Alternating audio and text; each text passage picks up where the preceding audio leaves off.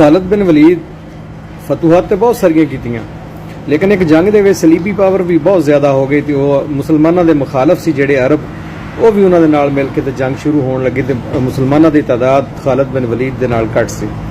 जिस तरह जंग हल्की जी शुरू हुई तो खालिद बिन वलीद ने पसपाई लई ना पिछे हो गया थोड़ा जहा। सारे जेडे नाल सी आपदे जेडे जंगजू वो कहने लगे खालिद ये की होया, तुसीं कदी पसपाई इख्तियार नहीं की, अज तुसीं मौका पा के थोड़ा पिछे हट गए हो।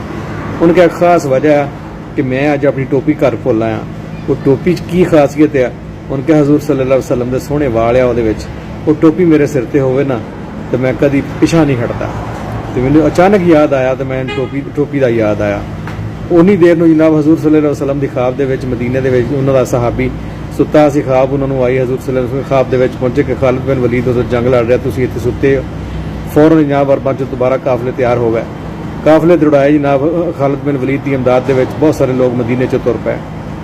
अचानक देखते हैं कि एक घोड़सवार जिदा यंग बंदा हुंदा ना, इस तरह घोड़ा बड़ी स्पीड नाल दौड़ाई जा रहा, तो यह काफला मदीने तो जा रहा सी, इन्हें रोकने की कोशिश की कि खालिद बिन वलीद वाले पासे घोड़ा बड़ी स्पीड नाल जा रहा, रोकिया रोकिया रोकिया ना रुके।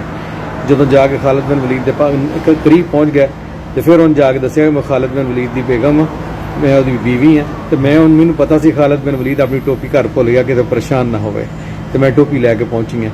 फिर उन्होंने पता लगा कि इस टोपी की कदरों कीमत की है। खालिद बिन वलीद ने टोपी पा